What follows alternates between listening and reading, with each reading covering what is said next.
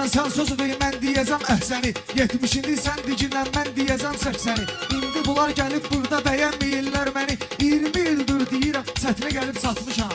Sənin sözlə eyləmirəm mən bu cür etirazı. Orxanın da halaldır ki, vardı bu cür avazı. Mənlə deyəm, rəqib zamkan eləyir sırazı. Toxundurub mənfini müsbətinə gəlib satmışam. Toxundurub mənfini rəqiblərdə elə ki oldu hal deyirəm meyxana. Mən də bu cür qurub əhval deyirəm meyxana. Təbim gəldi durub dalbadal deyirəm meyxana. Belə baxıram ki, işıq surətinə gəlib satmışam. Belə baxıram ki, işıq surətinə gəlib satmışam.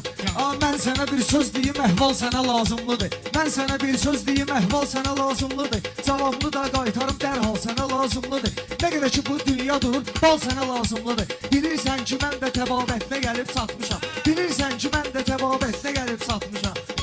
Tələb eləyir bugünkü gün zaman gedir meyxana. Rəqiblərimə verməyirəm, aman gedir meyxana. Sən olmayan yerdə zəif yaman gedir meyxana. Xiridarın həmin şikayətinə gəlib satmışam. Xiridarın həmin şikayətinə gəlib satmışam. Sənin sözün qalıb belə bu zürnə axtarışda. Çalış ki, dayanmadan sözümü dinən yarışda. Nəçində dünyaya gəlmişəm, nə də ki abışda. Şükürlər olsun onun ümmətinə gəlib satmışam. Şükürlər olsun onun ümmətinə gəlib satmışam. Sən dediyin kəlmələri şabaş təsdiq eləyər. Əgər Ayaz burada bizə yavaş təsdiq eləyər. Müşayiət eləyər, bugün qaqaş təsdiq eləyər.